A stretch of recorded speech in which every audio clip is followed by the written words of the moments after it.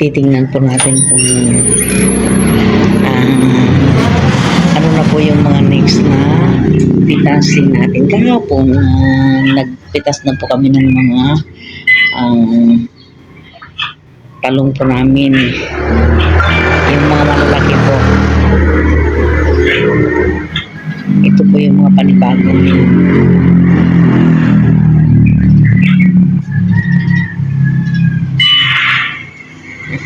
Busy si Dodong sa kapipindot ng kanyang cellphone, guys.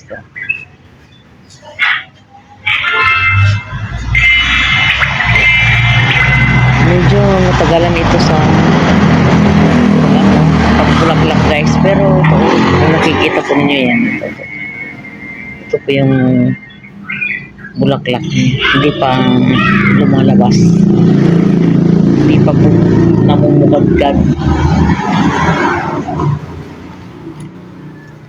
Ganun din po ito. Ano kaya ito? Alam ko makopa ito eh. Tingnan na lang po natin paglabas, guys. Ayan, malaki-laki na po yung susunod na pipitasin namin. Dari mga kasunod, oh.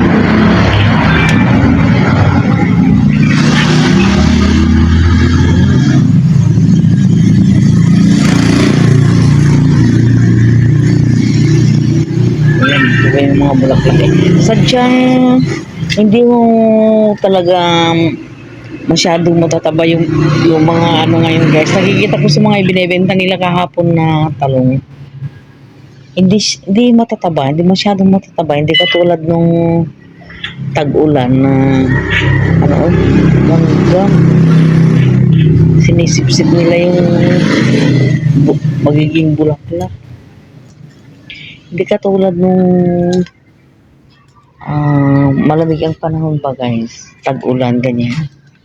Na malalaki ang bunga ng mga talong. Pero ngayon talagang maliliit lang. Mahaba ng kaunti pero hindi siya mataba. Ayan, namulaklak na rin po itong talong ko dito. Ayan. Ganun din po ito. Ito po yung lagi kong binabantayan araw-araw. Kasi mahirap na. Baka uurin. Ay naku, ito na naman po ang aking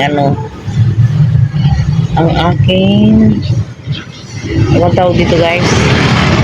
Cactus.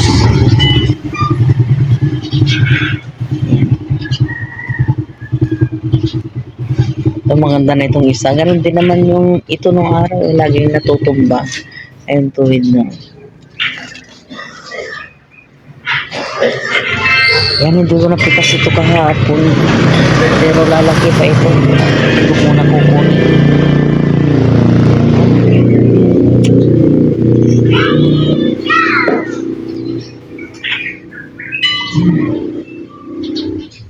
Okay. Ito na yung bunga.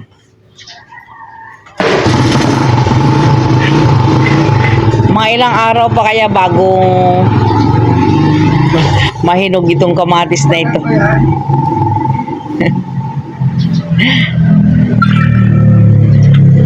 Parang itong iba hindi mabubuo eh, oh. Pero okay na rin, oh. Mainit kasi. Subukan na yung iba dyan. Ha? Subukan na yung iba dyan. Oo.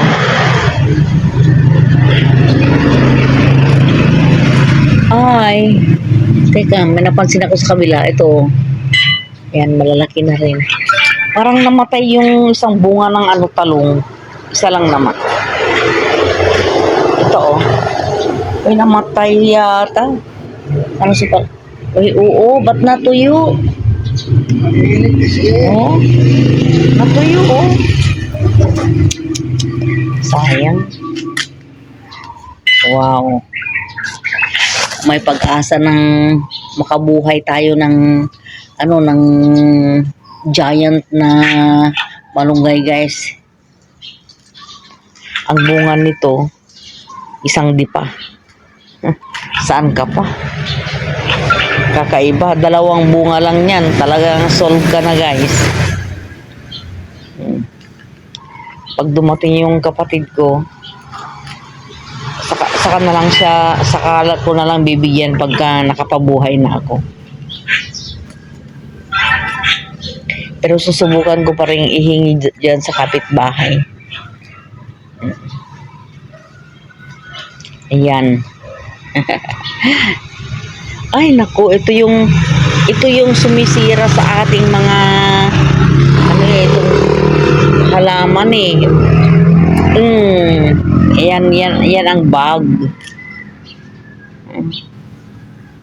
Diyos ko. Ayan, pwede nang anihin itong ano natin eh. Itong luya natin, kaya lang. Saka na lang. Wala pa naman tayong paggagamitan.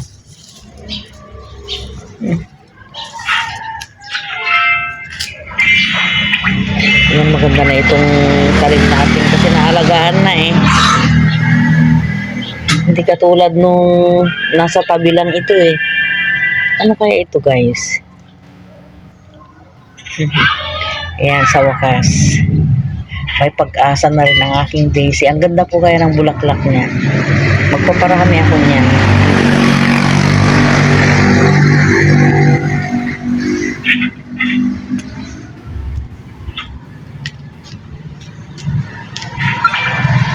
Ito naman, hindi ko masyado napapansin, guys.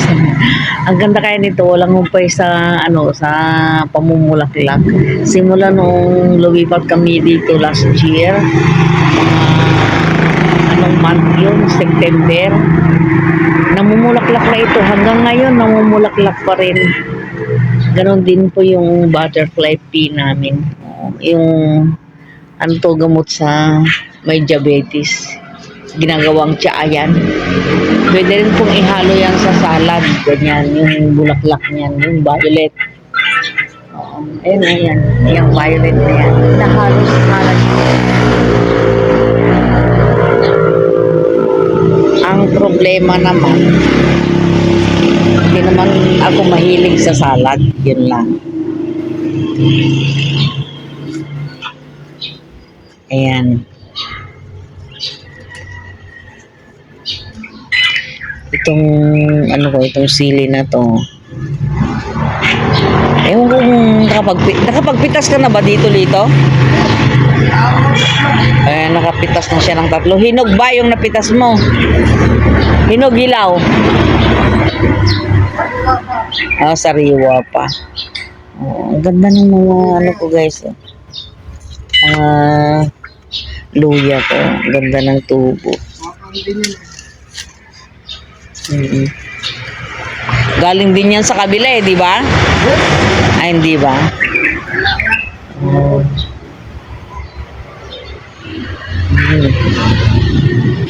Ito tanglad, nabuhay na rin. Ito buhay na din eh. Kaya lang wala lang kaming mapagtamnan. Tinatamad pa siyang magbutas ng timba. Palagay ko, guys, mabubuhay ito. Sana nga. Ito. Sana nga mabuhay ito.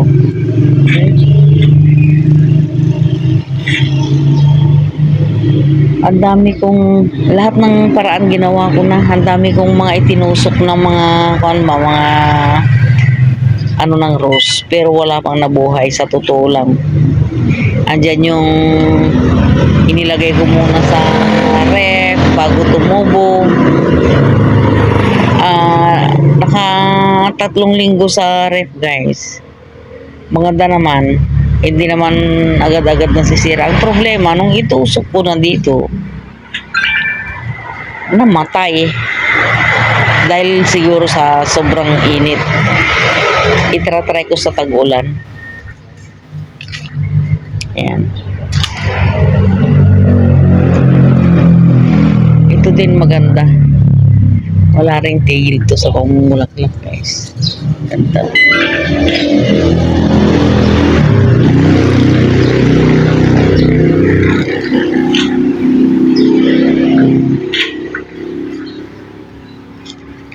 Ito na lang ang inaantay ko. kung kailan ito mamumulaklak guys. Kung ano talaga yan. So yan lang po ang may papakita ko po sa inyo ngayon. Yan, hanggang dito na lamang.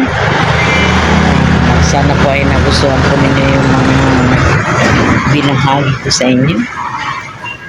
At kung nag-enjoy po kayo, pa-subscribe naman po. Bye!